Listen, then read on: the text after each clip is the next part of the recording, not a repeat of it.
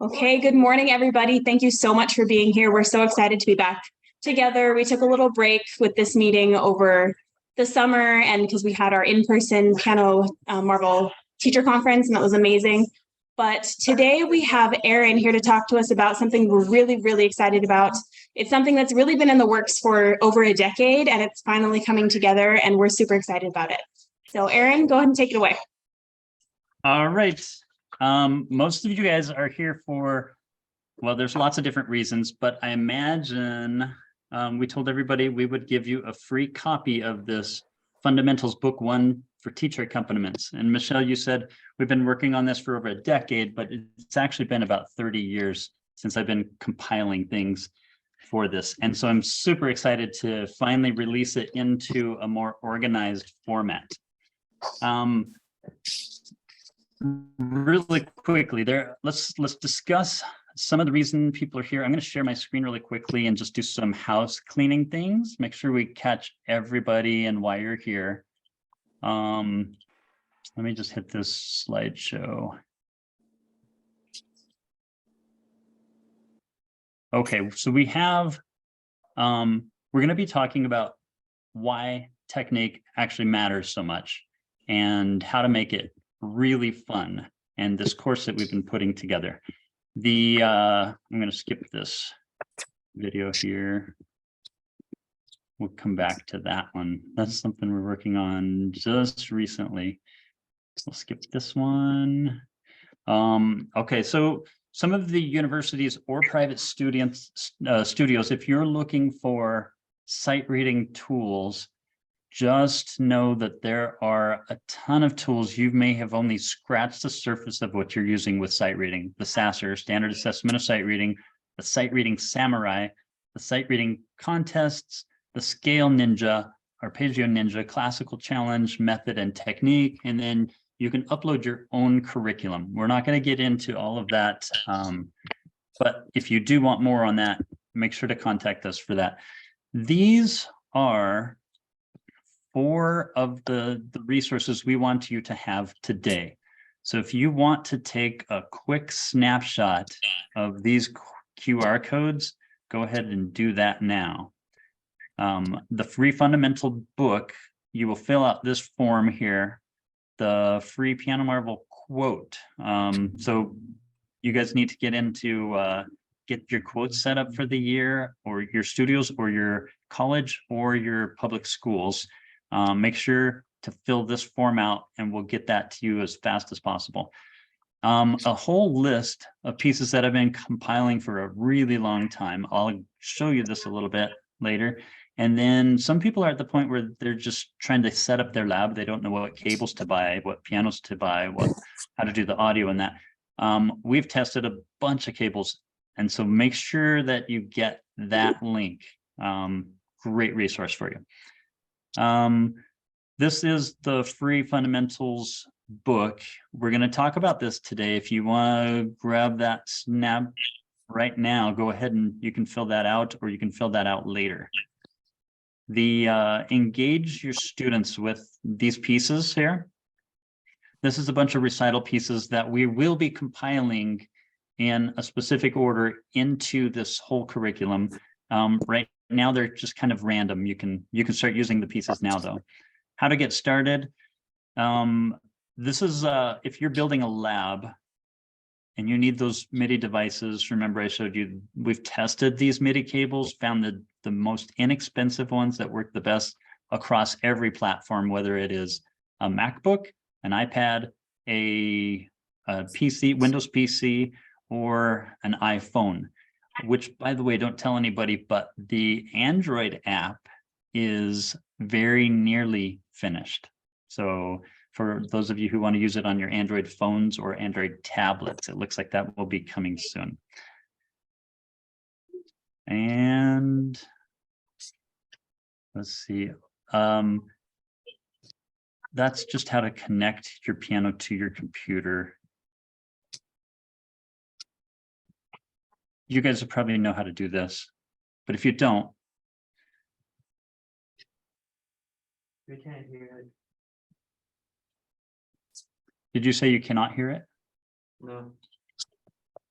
I think I might have not be sharing my sound. Side into your How computer. about now? And then the other side, you'll plug into the back of your piano where it says USB. And then the audio you will plug into your headphone jack in your computer, and on the back of your piano where it says audio input. Then test it out, see if it works. All you have to do now is plug in your headphones and you're set. So a lot of people already have their lab set up, but that's how fast and easy it is to set up a computer with your digital piano. The pricing, we do not actually have this listed. We're getting ready to list this on the website. But if you're curious and you haven't got these set up, there's bulk pricing if you're in larger institutions that you can get. So remember to get that free quote for your studio or for your school. Let's see. This is something that I think impressed me so much. Joel took a trip down to Texas to visit this studio. The reason why he went is because their sight reading scores in their middle school were better than almost every college in the nation. And so he went down really to see what they were doing, made this really cool video that I think is very helpful. People should see. As a classroom teacher, when you have 22 students in one classroom, you can't give them the support that they need without some kind of technology tool like Piano Marvel. Piano Marvel provides that constant support. Of the students that I've gotten that had private lessons, 90% of them have preferred this setting. There's all the tools in Piano Marvel. The fact that they get to go at their own pace makes them feel like they're more relaxed with it. The practice mode helps. If there's a ledger line note that I have no clue what it is, I can search for that note using practice mode. Without Piano Marvel, I just don't think I'd be as far as I am. It keeps me like on my toes. I have 2 weeks to finish a piece. I'll get the piece done in a week. I love this.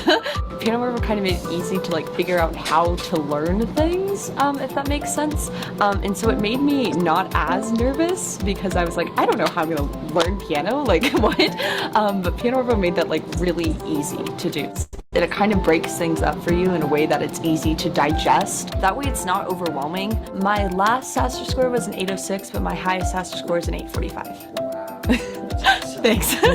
I joke that it's my teaching assistant. I would highly recommend that anybody in a classroom setting, if you have a piano program, find a way to use Piano Marvel.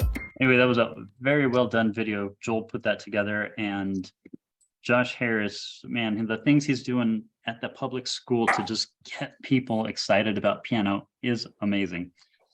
Okay, we're going to jump in. Technique matters, and why does it matter? Let me go ahead and just stop sharing my screen for a moment. I want to talk about why this book came about and what it is. If you have been teaching piano lessons, it doesn't take very long to realize that if you put a student through a method book, they start off really well. And then if you don't incorporate anything else into your lessons, they will die. Their motivation to continue learning just stops dead. And you can tell this when you go to a bookstore, like a piano bookstore, and you look and they've got like 15 book ones, and then you go up a shelf for the book twos, and there's like half of that, and then half of the threes, and half of the fours, and then half the five, half level 6. Well, what happens is students jump in and they don't get through level 1. And if they do make it, then they're very unlikely to actually make it to level 3. And I think in large part, it's due to teachers not understanding that motivation is the largest factor to teaching piano. Motivating your students and getting them something that they love to do, that inspires them, that is the #1 factor. If you don't have that, you can't teach technique, you can't teach sight reading, you can't teach anything, because they just is like pulling teeth to get them to practice. So there is a way, and all teachers have found this, to find something really fun for the student, something that is not too hard, but engages them, something that challenges them enough. You probably noticed, like if you play a video game, you'll notice the ones that are very, very engaging or addictive even are those that have found that magic point between it is challenging enough, but not overly challenging. I had a song that I gave to a student. They just wanted to play this pop song so badly. I'm like, I didn't feel like it was a good match for them, but they just wanted to play it. So I handed it to them anyway. They practiced the song for 20 minutes, never touched it again, even though it was their favorite song. The problem was it was too hard for them. It was outside of that magic range. And so they gave up. And I have found other songs that are maybe not even their favorite. It's just a really catchy tune. They will practice for hours and hours and hours because it's that magic level. So with this book, what we're doing is taking all these really, really cool pieces and grading them from easy to hard. So as you get more and more difficult, they can just click on the next one, click on the next one, click on the next one. And they have to be really engaging. I've been doing this to the classical world as well. So the arabesque, you guys know this song?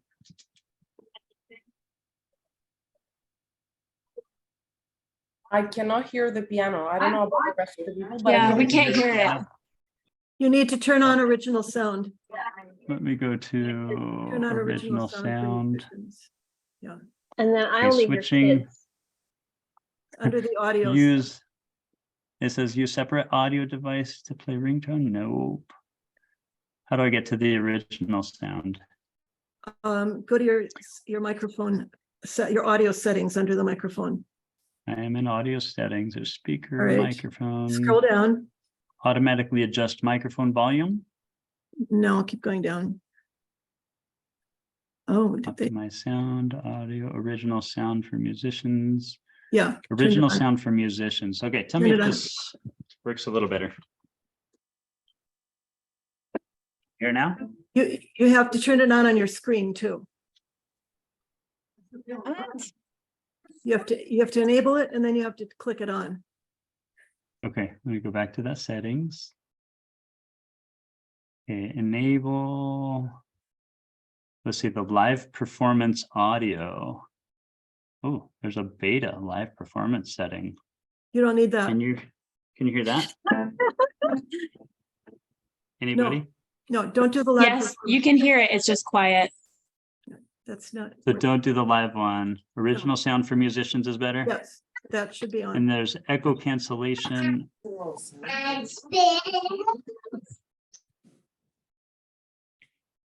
How about this one? Is this better?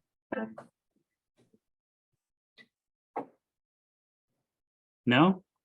I still couldn't hear it. Aaron, I All think right. There's Um, a setting no, that says system automatically adjust your preferences- microphone volume, and you want to No, make sure that's that's- unchecked. yeah. I am not seeing it in the settings. It's right above. It's original higher sound up, for musicians. Higher up where you were. You said it. Automatically adjust the microphone Yeah. Make sure So it's you- not on. on the automatically adjust. Yeah. This one? There you go. Is that better? Yeah, it's good. Okay, I will do most of the stuff I'll do from video, so it's a much better sound anyway. But you probably notice if you taught this song, would you say most of your students actually like that piece? It's one of those golden nuggets that is so universal in almost every teaching book. Why? Because it is easy to learn and it sounds good. It's still challenging, but they're willing to put the effort for it. And so those are the pieces that I have been like trying to find. And when I can't find one, I have to write a bunch of music, especially in the more beginning area of teaching lessons, because nobody likes Mary Had a Little Lamb. It just doesn't inspire them. It's good for learning to read. But while you're teaching out of method books, you need to find this engaging pieces. And that's what the technique series is. We're going to grab engaging pieces that teach good technique. Another reason to teach good technique is because it really frees up their ability to learn much faster.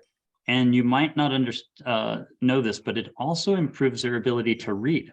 I had a student who was trying to read this song, and I was just watching her, and just seeing her eyes and what she's doing and saying, what's the problem? Because I know she reads well enough, but I found that her fingers didn't have the control that she needed to. She was spending too much of her brain processing on the mechanics, that she couldn't look ahead far enough. And so it just occurred to me with that student, I really need to get them to just be able to use the mechanics of their hands. So I wrote a few songs that are really catchy, put them into this book, and they're really, really effective. Another thing, a lot of students want to learn reading and also how to play music. And I believe those two worlds actually overlay so carefully, but so often we just neglect the reading part, or we neglect the technique part. But if you can put both of those worlds into one, I think your overall learning will increase dramatically and the students will be engaged much longer. I am concerned a little bit about the culture in our piano industry. I remember back in the day, almost every kid was expected to play the piano. And then as we went on, that next generation, I don't know what happened. The piano teachers were just mean, or they would snap the hands, but there was some trauma that happened. And the parents said, well, if my kid wants to learn piano, I'll let them learn.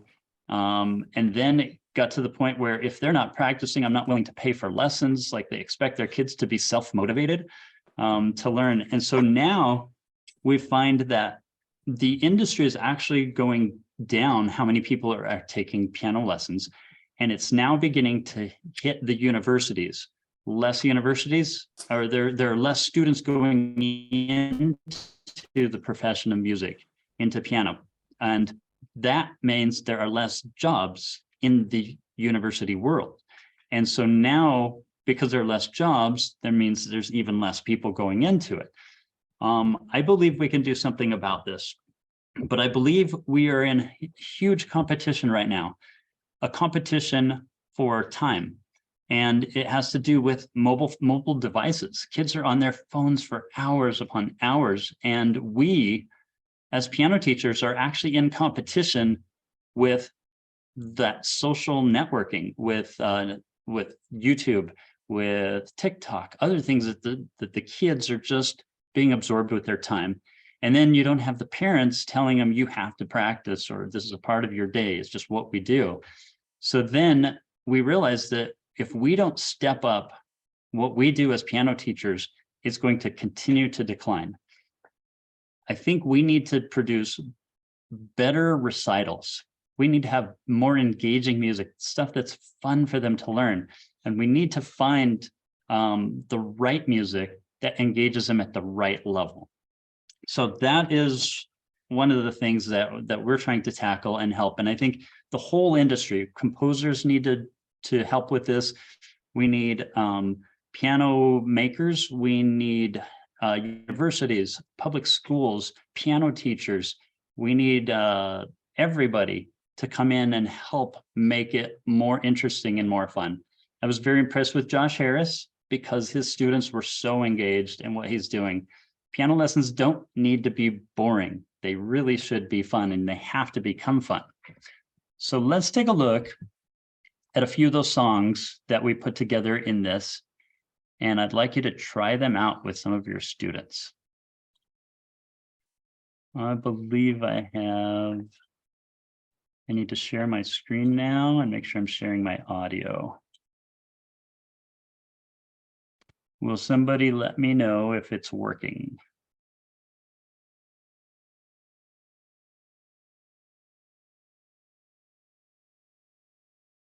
If you have not tried it, this is a new song we're putting together in Piano Marvel right now. I believe Joel was working on some of this today.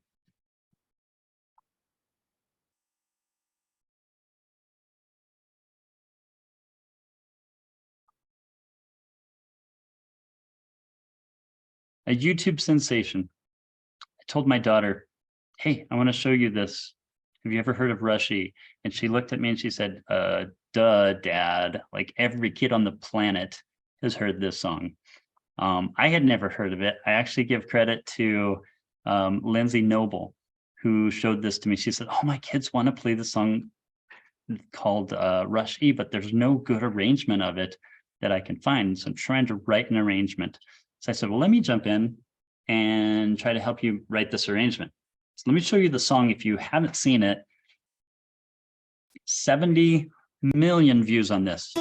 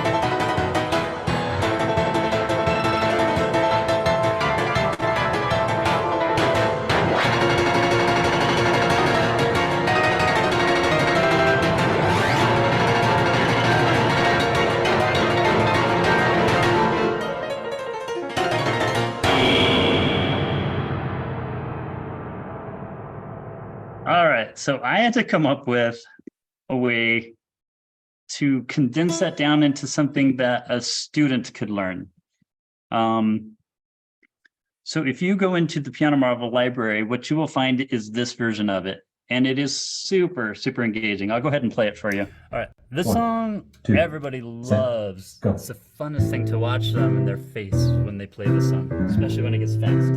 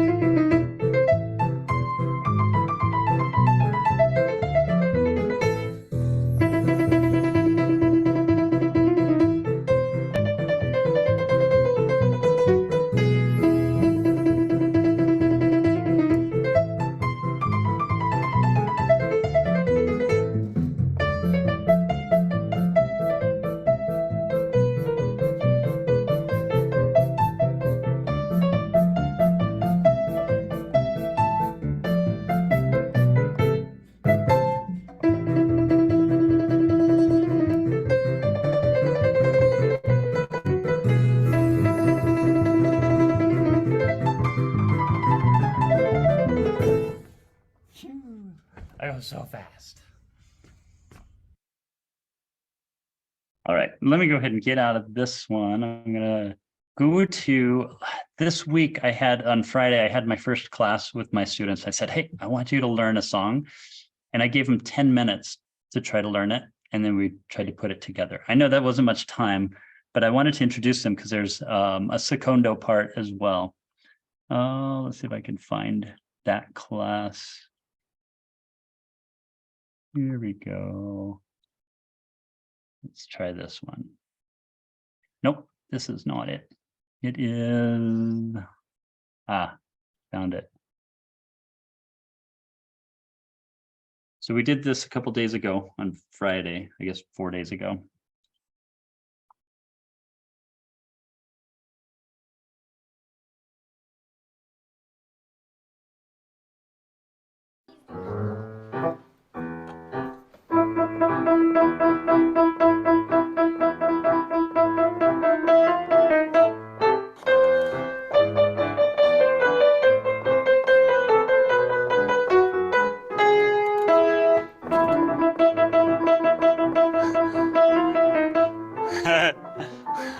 Okay, we need to get that one going.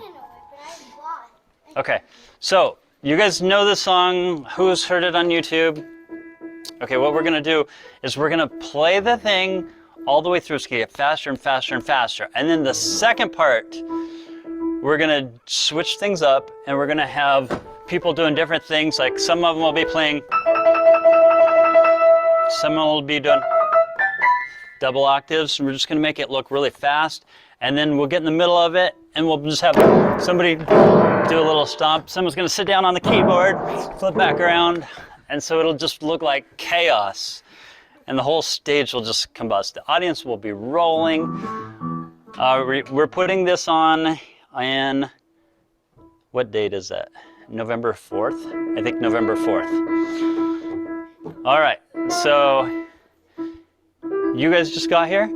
Go into the other room. All right, so that's an example of just the class. What I had them do is just go in, learn the primo part and the secondo part, and I assigned one student to do the primo, one to do the secondo, and then they all jumped in together. Obviously, after 10 minutes, it's not going to sound very good, but they got the idea. They have the vision now. And notice the motivation is all around an end product, which is what? It's the recital.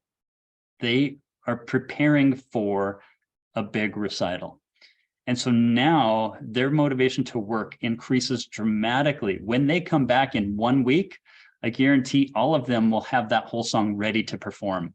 And then we can start working on the musicality of it. And also we can start throwing in the smashing the keyboard and choreographing the thing. So I'm excited for that. As far as like the beginning parts of this, I showed a younger student performance. Actually, let me show the older performance of this one first. The first 3 songs in this book. See if I can get this to play.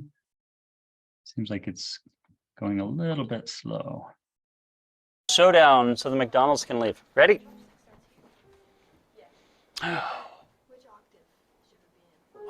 Pick your octave.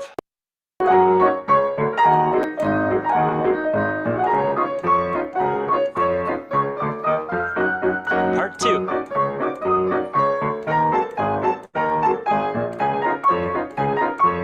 Hand crossing.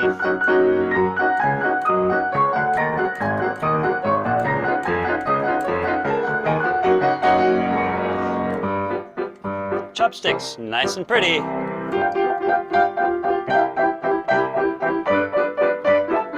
Not so harsh. Part 2. Step down, step down, step down. Make it melodious.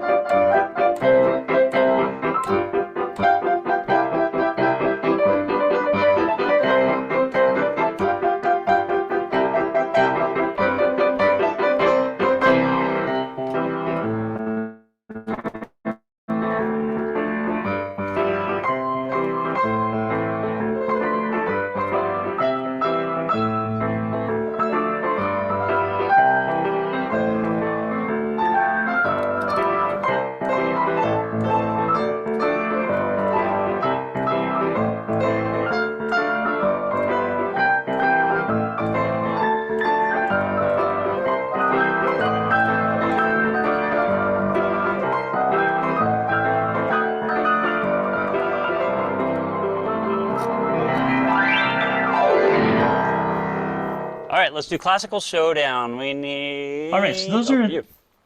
Everybody those are three ready of for the classical songs. showdown? How do I get out of here?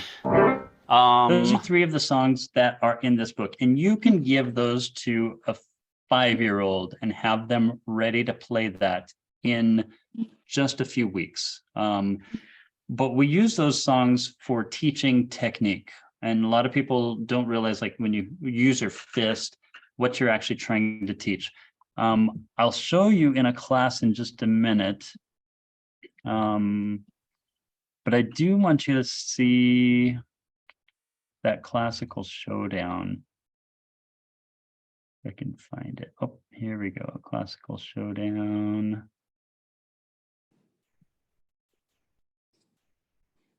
This might be the younger students playing this.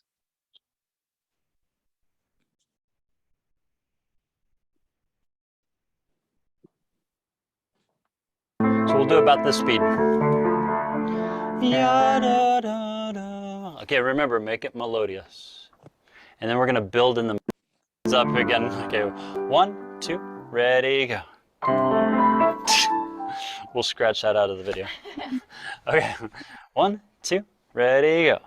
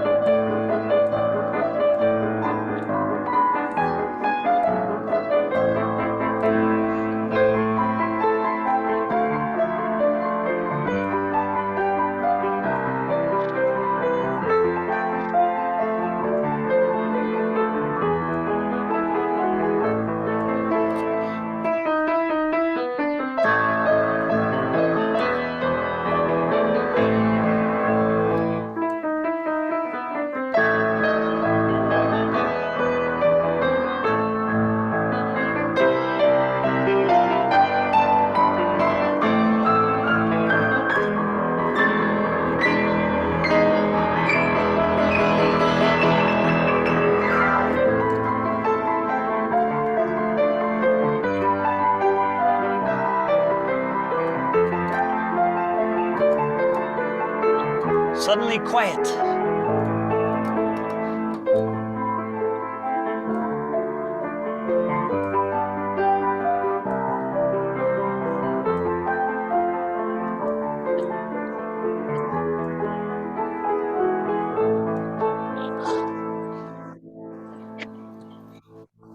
Very nice. And do the other kids? All right, so those are a couple of those in there. We do have a live lesson that I'll show you snippets of.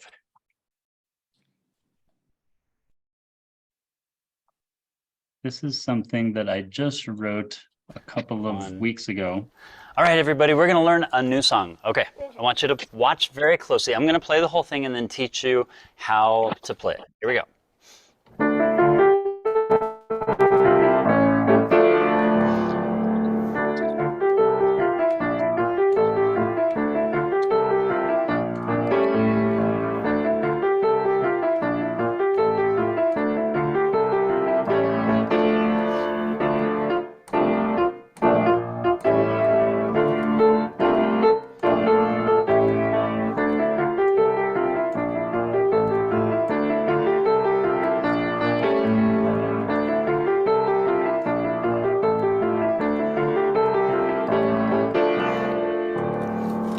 Really fast and then perform it? Maybe. Okay, let's just take it apart into two pieces. The first part is the A section. Skip some. Left, 3, left, left, left, right. Okay, so the next part, we're going to do the B section, which is just, okay, so we do down, up, down, up, down, up. Watch my wrist, what it does. It looks funny. Down, up, down, up. I kind of pop on that up with the staccato. Okay, so we do that. Down, up, down, up, down, up. Again, down, up, down, up, down, up. And then start over. Don't let me Get forget your to left give hand you guys ready. ice cream at the end of your lesson because it's ice cream day and I forgot my earlier student today. So.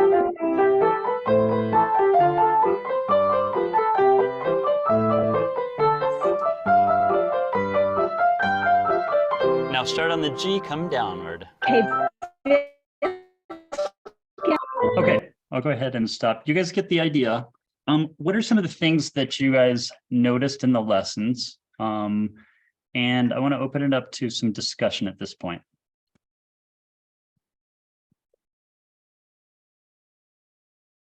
Evelyn, what caught your attention? Well, it was a lot of fun, and that I think is, as you've been saying, is so important. But I like that you had a lot of nice technique in there, the staccato technique and that wrist action. I think was really good for the students. What do you think about the emulating? Me performing it for them so it gets into their head. They have a vision of where they're going, trying to emulate sound. Absolutely.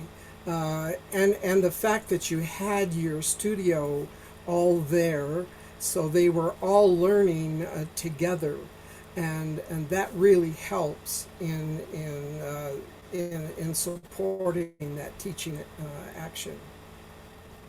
Yeah, I found that if I perform a piece really well, it ends up being more appealing to them. Plus, we can, like, have you ever tried to teach a song that you don't know and you try to explain to them in words something that cannot even be explained in words because there's so many innuendos and things that's happening in a phrase or in how you attack a key. I think we learn 90% by what we hear and observe. Our brain just learns to figure it out. It's like speaking a language. And so often we don't think of music like we think of learning a language. When you learn a language, you first, as a baby, you just listen and you absorb. And it doesn't matter what country you're in, you will absorb their innuendos, their language, the way they vocalize things. And the brain just figures this out.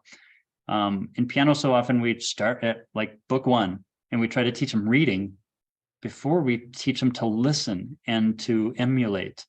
And I think we get into a lot of trouble and it's not a lot of fun and we're not very successful when we stick mostly to just that reading.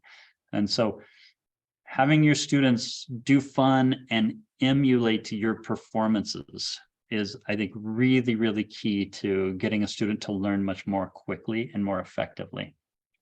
Who else noticed anything you wanted to point out? I just wanted to point out that someone could hear what you just said and think that you think reading isn't very important. I think people who know you would know that obviously that's not true. But I loved what you said at NCKP. You had a, what's it called? A workshop or something, presentation, and it was about sight reading, but the majority of your presentation was about this new fundamentals course, because you said that essentially, like you were saying, there are things and principles we learn, and then we're able to learn different things based on those principles. So it's just like a language, like you said, when we learn to listen and emulate better, our reading improves as well, because we're learning things the way that our brain is designed to learn them. Thank you. Well, and I Excellent. also noticed that like directing attention to the emotion first and then bringing in the intellect can play into the motivational part of the process as well.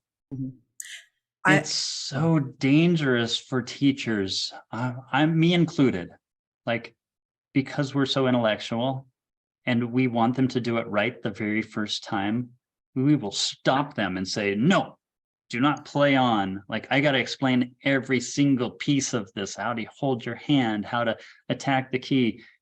And we don't let them actually just get their hands dirty and start experimenting. It's like telling a baby, not to talk until Oh, what happened? Oh, is he frozen for everyone? Yes. Yeah. Yes. I wanted to He's frozen for me comment. too.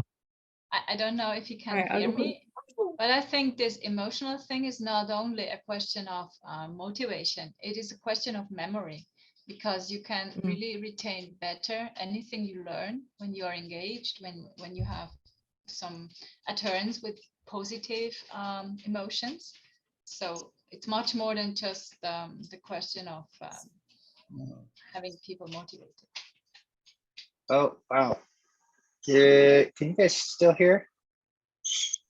Yeah, Aaron's not here anymore. I just called him. Something must happen with his computer, but I think we can Okay. continue the discussion while he's trying to figure out his end. Yeah, something must have happened because it glitched for me for a moment as well. Anyway, what I was going to say is I have a background in band, and my first job out of college was as a band director.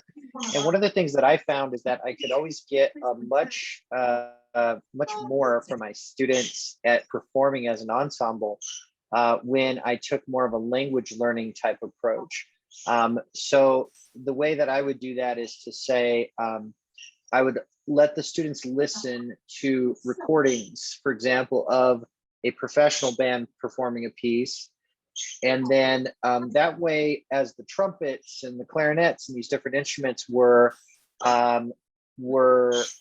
trying to understand how their part fits in with everything, right? They could hear that. And through some repetition in doing that over time, what I found is that the students not only were learning to play the notes and the rhythms, we were still using sheet music, to learn our parts, but because they had this now idea of how those parts sound or have the potential to sound, then they were able to make much better performances. And I found that over time, even young bands like 6th grade, 7th grade, 8th grade, I could get them to perform at a level that was much higher than you would normally hear from those groups. And so I think sometimes one of the points that Aaron was maybe trying to make, and I'll just reword it slightly, is that I think that sometimes we get caught up a little bit too much on what looks good on paper. And, if we say, oh, my students can sight read and they can do it, what we kind of consider the right way. And sometimes we think about maybe what sounds like the right way isn't necessarily the best way for students to learn. And I think when Aaron was, just before we lost Aaron, he had mentioned, like teaching a toddler to speak, right? It's not like we sit there and say, okay, you can't say words until you learn your alphabet yet, right? Like we don't do that to children. And we don't say, oh, you gotta learn your ABCs before you can say words, right? Or before you can say a sentence, the human brain naturally learns things through absorption like a sponge, and I think when we can incorporate those types of learning and teaching techniques into our studios, we find that students are much better they really can learn at a very fast pace. And I believe that when they are absorbing that information and they're learning more quickly, that the engagement is higher. And when the engagement is higher, they're having more fun. They're going to enjoy the whole process much more. And I'm just kind of curious if other people have had similar experiences to that with their private teaching or group piano teaching of, allowing the students maybe other, we'll say, non-conventional ways of learning, but ones that seem to be very effective at helping them to learn more quickly. I know a few people in here that, like Evelyn Bilberg, for example, a few others I can think of that do a lot of like letting their kids improvise a lot and compose, but especially improvisation, I think is really helpful for that aspect of like creating music should be a creative experience and not just like strict read it out of a book and play it. So she does a really good job with that. Also Tabea, she's really great at using technology in various ways to allow her students to learn things like music history, things like that, and just really unique ways that are like really fun for the student, and it doesn't feel like learning. So I think we have a lot of teachers in here that do really cool stuff. That's really creative, I guess. Joel, I did have a problem as a younger teacher where I wanted to like make sure that they didn't learn anything wrong. And so I would explain things to death. I talked a lot. And I didn't let them actually touch the piano until I felt like they were ready. And then as I got more seasoned as a teacher, I started experimenting and letting them play with it. You know, I was that parent telling a toddler, don't talk like a baby. You can't talk until you're ready to pronounce your words right. I mean, it doesn't make sense thinking of it that way, but as students, we're so afraid of them getting a bad habit that we don't let them experiment. But it just like technique has unlimited layers. You cannot possibly do them all right. It's a process. After studying 10 years for my doctorate, I realized I had just scratched the surface. I had just cracked the door open to technique. And technique is really the ability to interact with your body, with the piano, and create a myriad of sounds. It's like a palette for a painter's that you can then transform into art. And getting these techniques expands your palette and what you can do with it. So as a little kid, don't expect them to play everything just right. We repeat these songs almost every week. We run through and we say, all right, we're going to do this again and again, and we improve it and we improve it and we improve it. And then I can add line upon line and precept upon precept. So we just layer the technique as we go. And you know, probably noticed, you see some of the kids playing like this and some of the kids playing scales, some of the kids, their hands are going crazy. Well, those are things that you kind of tackle as you go throughout the piece. Don't inhibit them from learning, because they correct themselves, just as a child will eventually learn how to speak correctly like an adult. It does correct itself. And you, as a teacher, don't get caught in that trap that I did. Really quick, can I take a few questions? Because we have a few. First, we have Karen. She says, a question: do you see this new fundamental series as a replacement for either the sight reading samurai or the piano marvel reading exercises in terms of the step-by-step progression of difficulty and building reading skills, or would you recommend both be assigned? So the answer to that is definitely both. This was not designed to take over either like the method and technique series or the sight reading. Is a completely different side to it. So this is like the performance pieces. And you can add other performance pieces as well, but this is a whole different side. And they're both important, the reading aspect. And this, what we're talking about in fundamentals, at least in level 1, it's mostly by rote. So they're really not reading. So I would not try to use this for reading at all. This is a totally different area. Yes, agreed. And then we have 2 people with raised hands. So after you're done with this, we'll have Valerie and Tabea ask their questions. Go ahead. Or were you going to say something, Erin? Were you going to elaborate? No? Okay. I'll have Valerie then. Go ahead. Yes. So I noticed that you had various age levels or ages. So that I think is a great opportunity to show that, you know, you might be at the lower level in reading, and then maybe in advance, but when you put it together, it seems to be, you know, they're at least going to try to meet the one that's going, you know, that's a little bit more advanced or, you know, intermediate. I find it actually very helpful, Valerie, that the younger kids see the older kids because they want to emulate the big kids, and they end up learning much faster than if they're just in a little group with all little kids, because then they all act like little kids. Right. And they play like little kids. All right. Thank you, Valerie. Tabea, you have a question? No, I just wanted to add something if you're interested. My general approach are actually only 3 points. And I think a large part of that, Aaron is doing the same thing, or he's just explaining it in a different way. One is to deal with the feeling of being ashamed. We have this in performances, but we have this also in language teaching and so on. And to learn that this is like, you overcome that when you learn that that whatever you learn, it's for communicating, be it with the technology or be it with other human beings or with nature or whatever.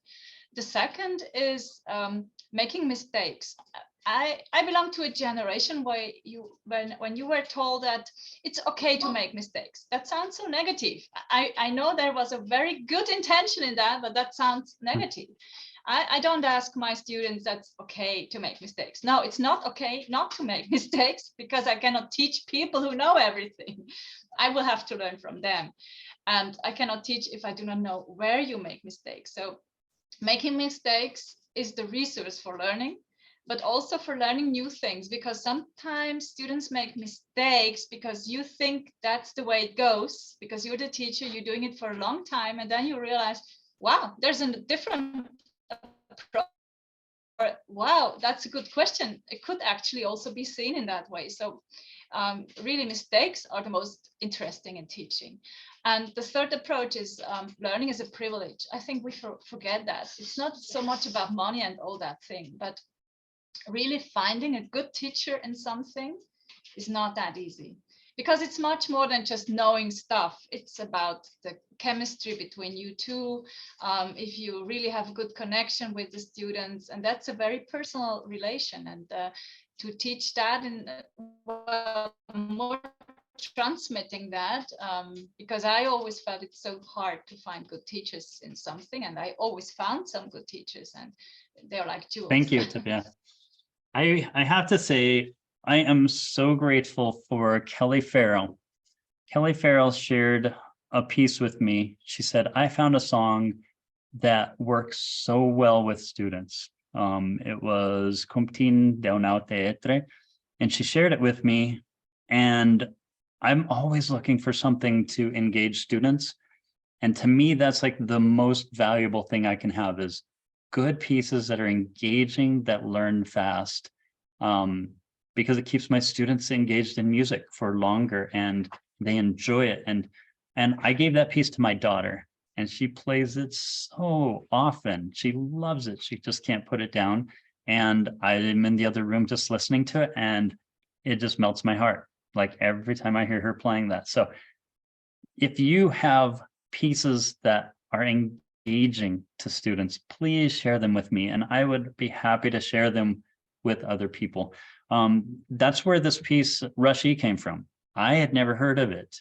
I know 70 other million people had, and I'm just not that good at keeping up with the pop culture, because there's just so much trash out there that I can't keep up with it. But one of the teachers said, my students are super engaged, brought it to me, and I said, I can build an ensemble with this piece. And so I have to thank her for bringing that piece to me. If you find some songs that are really engaging, please share them with me. I'll pay you for them. I love the suggestions, and it takes a bunch of people trying new things and experimenting. And I will share them with as many people as I can, to just because I think we need better pieces, better engagement with students who are loving it more.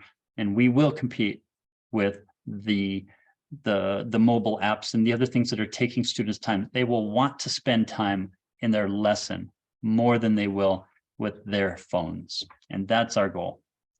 That being said, people are asking where they can find this.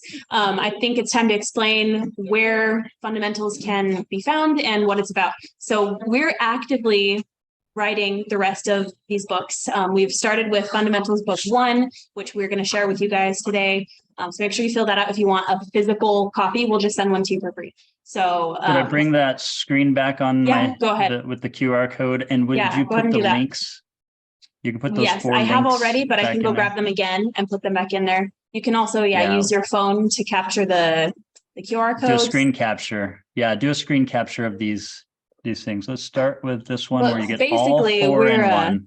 We're planning to do roughly 20 of these books, so 20 different levels of just amazing, really interactive, dynamic pieces that students actually want to learn and that teach them really good technique in the process. We'll have a collection of jazz techniques, and give them some jazz things to play. Also with pop songs, give them some pop songs to play, and just a different variety of genres. to make it really fun. And of course, we're going to grade them from difficulty and like how to implement them systematically. I'd love to add in something here. I love relating learning music to learning a new language, because of course music is a language that you're learning. But if you think about it, we actually had a teacher discussion about this, and it was really interesting. If you think about even the motor skills, which I would relate to technique skills in piano, you know, they may not pronounce certain letters correctly. There are certain things that happen in the developmental process, but I love how you start with mentoring. That's exactly how you learn a new language, is somebody mentors, you listen to them, you take things in, but it may develop over time kind of idea. So I love that relationship. Okay. I'm going to show these again really quickly for you guys. This is all, grab a screenshot of this. It's got all 4 of them in there. The next one is just the first fundamentals book. That is for the free physical book or PDF, and you fill that form out.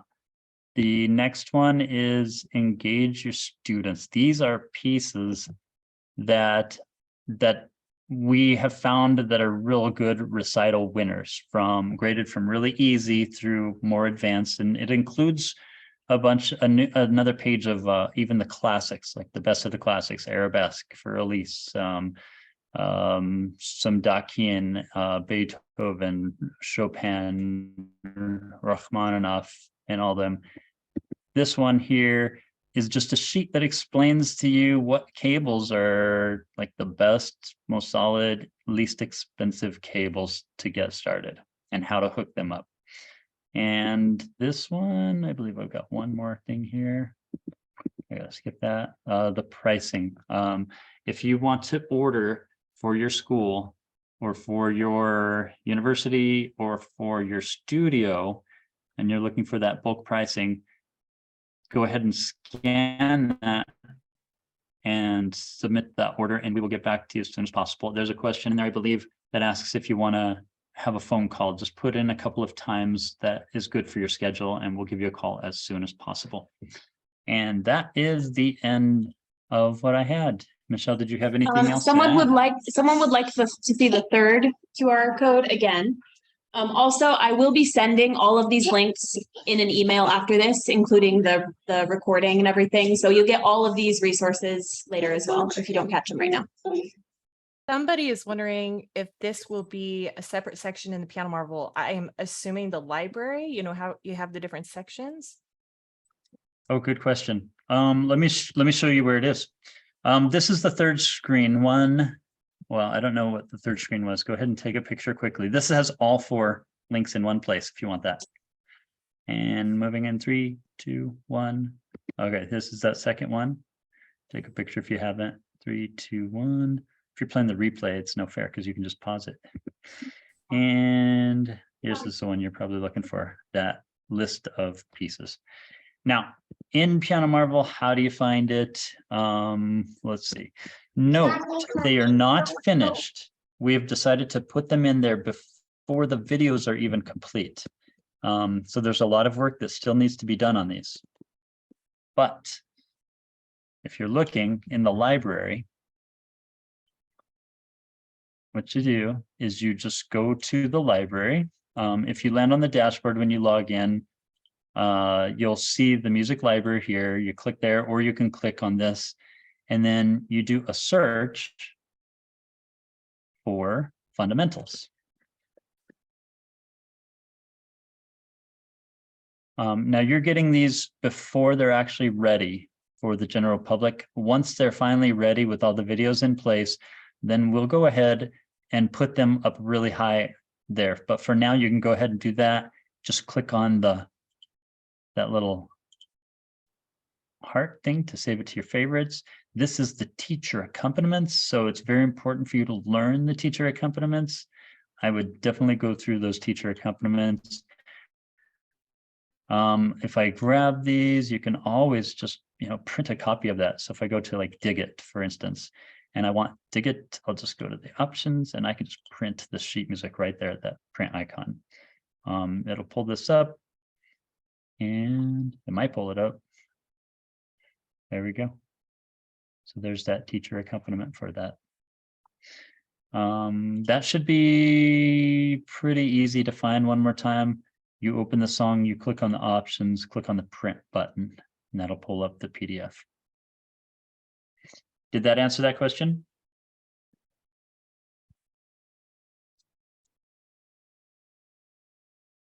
I believe that was Wendy, I think. Okay. And somebody said that there were 3, I think Anne said there were 3 in the library. So if you see that beta one, that's something we're working on.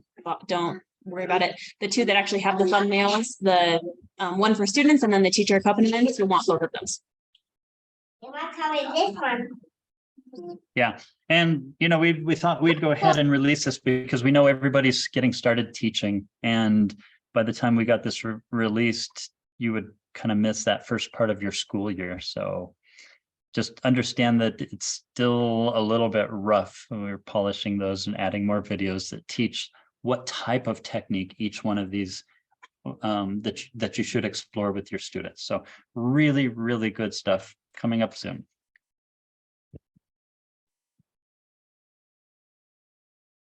Cami, you're muted. Looks like you're asking a question, but you're muted. Oh, thank you. Karen or Karen is asking if there are prints available for the student book too. Can the students print it out as well? They can print it the same way I just showed you for printing the teacher one. You open it up in the student one, you click on that print button and you can print it. Yes. And the videos they're asking about as well, will that just be with the little icon as in every exercise? Is that where they'll find the video instruction? Yeah, if you don't know what she's talking about, let me just show you. I'm going to go open the student one right now, and we'll show you both the videos and the print.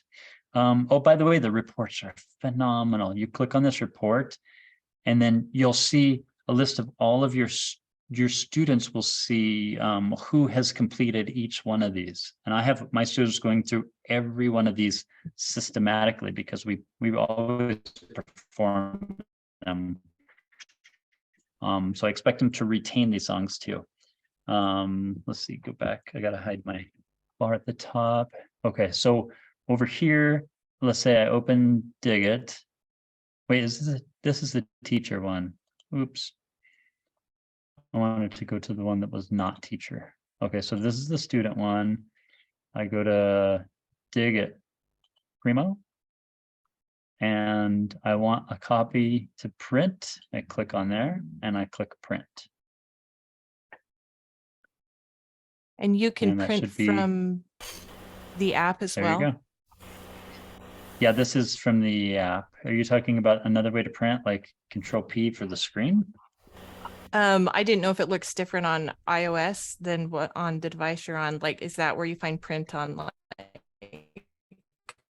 iPad? On iOS, it's the same thing. It's you just click on this button and go to print. Okay, that was and it shows you a PDF. Now, somebody asked about where the video are. There is a video link here if one is listed, but this one doesn't have one yet. If you go to the very first one, what you'll see is a video pop up automatically that shows them. Or if it's not there, then we'll click on this right there and it'll show them the video and they can watch it there. And getting all these videos in there, teaching what technique you should focus on with your students for each of these is our top priority this week. So hopefully it will be done very soon. Yep. Good questions. Well, I have to shout out again how fantastic the work is with Piano Marvel. You're doing so much for us in our teaching activities, and I just want to thank you, thank you, thank you. And we also want to thank you for just making piano lessons fun for students and engaging more and more students. We hope you guys can reach hundreds and maybe even thousands of students. Bring that enjoyment to them. Awesome. All right. I think we've gone quite a bit over, so we'll probably end it here. Thank you so much for coming, Erin, and sharing this with us. I'm very excited about it. We will continue to have our monthly teacher meetings. We'll still have our play parties for each new challenge as well. So our next one will be right as the lessons challenge is starting, beginning of September, first week of September, Michelle, first Tuesday. Yeah. You're speaking Greek to many of the people who are seeing this for the first time. They don't know what a challenge is, but I have to stop. Okay. We have to show what this is because this is one of the coolest things on the planet. Let me share my screen and show you what she's talking about. Every month we have a new challenge, and this is so much fun for students and for teachers. I am going to, I guess I got to log out of my account. I want to log into my teacher account here. Logging in. If you haven't been around with Piano Marvel, you could just click create a free account. You have saved logins, and so your students can like just log in very easily through the saved logins. Or another cool thing for teachers, if you haven't seen this, how do you log in as a student? They can actually do this login as a student, and you can type their name and then just click on it and it'll log them in. You can kind of see what they're doing. Lots of reports. You can go and see how many practice minutes they've done. You can see how much they've practiced every single day. You can see just a ton of reports, like what their sight reading scores are, all that sort of thing. And those are all those are found right here in the reports minutes. But what Michelle's talking about is the library. When you go here, that you can save this. oh look, somebody shared a song with me. Again, and take. I should look at this one. This has been on. I'm gonna add that to my favorites and look at it later. Over here, the current challenge has 16 days left, and there's a leaderboard. You can see who has played how many songs. There's golden tickets that you earn, and you get a golden ticket by playing a song. If you open this first box right here, it will open into levels, like for the very beginners, and you'll have little golden tickets that you earn if you pass the song off, and you can get as many songs as possible. And then they go into this leaderboard here, and you can see who in the world has played how many songs. My little thing's taking a while. Here we go. So in first place with over 1,000 songs passed off, I only have 15. It's been summer and I haven't been doing it as much, but this person has done over 1,000. Tina from Germany has done almost 1,000. Atithi she's actually from Japan, just moved to the US, just a young girl, has 900 songs that she passed off in just 15 days. You can look through and see what countries they're playing. What I like is seeing my class. This is an 80-year-old student I have. She's done 311 in 15 days. This is the group where my studio is in 6th place in the world, thanks to my 80-year-old student mostly. But we're catching up with Meredith's group. We're not even close. It looks like Craig O is going to win this competition. His studio is just on fire. And then Anna L from United Kingdom. If you look at the countries, you can see there's 43 countries who are participating in this. And the United States is winning with 19,000, with the United Kingdom in 2nd place, and Japan and Germany right on their tail. So what Michelle was saying with the competition is, I think, Michelle, do you guys have like this? Yeah, so we have a group that you have them following each other. Yeah, so we have a group of teachers. Then we want more and more teachers to join us, so we're happy to have all of you. But we essentially just teach each other, support each other, help each other become better teachers, and especially with Piano Marvel, this new platform. And so once a month, we have, in the beginning, the first Tuesday of every month, when we have a new challenge, we have a play party where we get together and we actually compete to see who can get the highest number of tickets in 30 minutes. And it's a lot of fun. It's just, a party for us teachers to get to do that and actually have our own time to practice. And then we don't really like, it's just kind of for bragging rights. Like we don't really have any reason. We just do it because it's fun. And then we go back and we take it to our students. And then a lot of times we end up kind of duking it out with each other, like walking each other on the leaderboard and everybody trying to like, beat each other out. So it's a lot of fun. So we invite everybody to come to that. The next one is September's challenge, the lessons. So that's method and technique. Really good thing to start the year off with. So that's fun. So we encourage everybody to come to that with us. Yeah, I will say the magic to teaching reading, there's no other way to teach it than to read. Lots and lots of reading. And you can't learn to read music by reading 100 pieces or 500 pieces. It's literally, you have to read thousands of pieces. It has to become part of what you do. And that's what these reading challenges are for, is just to give you just unlimited music at your fingertips that your students can read. And to do it in a fun way where it doesn't feel like torture to read that many pieces, where it's actually Turn fun it into and you're a enjoying game. it. Yeah. And then the third, so that's the first Tuesday of every month. Oh, sorry. Go ahead, Cami. No, you're fine. I'll do it after. I was just going to say that's the first Tuesday of every month. And then the third Tuesday of every month, we have more like this, where it's a discussion or someone will present something new and we get to kind of have a discussion about some teaching, some way that we can help each other, some new thing to learn. So they're really, really awesome discussions, and they're a lot like this. So I will continue to. Yeah. How do they do it? So we're opening this up to the public.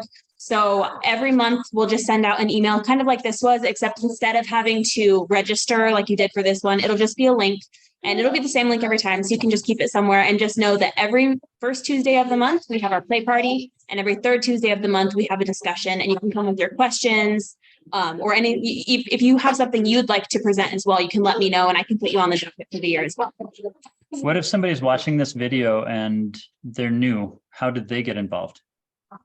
I would say the easiest way would be to either get on our Facebook group. We have a Piano Marvel Teachers Facebook group, or email me so that's Michelle@pianomarvel.com, MICHELLE@pianomarvel.com. And I can get you all of the awesome teacher resources. Or you can do contact us at pianomarvel.com, which will make its way to me too as well. Yeah. Cool. One other thing I was going to mention as I've been thinking about everything you guys have been talking about, these fundamentals, is really we don't have a lot of resources out there that teach the physical movements that you need for proper technique at playing the piano. And so this advent of video instruction has kind of opened that up. And so it's really awesome to have that resource, as that hasn't traditionally been part of like the resources that teachers have available to them. So I'm excited about that because I didn't grow up with that. So, yeah, and because I've heard that from a lot of teachers. They get started with piano lessons, but then they haven't done their doctorate in piano performance, and they feel like, oh, I don't know if I should be teaching this student. And so they're like, should I go back and get my doctorate, or how do I do like a crash course? This is like a perfect crash course to just learning some of those techniques to teach your students. Yeah, that's awesome. Oh, and there is actually going to be another exciting announcement at our next meeting. So those of you who will be there, we have another big thing coming up. So now I've got to go. Thanks. Hopefully you know what it is. Oh, probably. Thank you, Michelle, for putting this together. Yeah, thank you for coming. And thanks everybody for being here. Have a great week, and hopefully we'll see you guys in 2 weeks. Bye, everybody. Okay, bye. See you.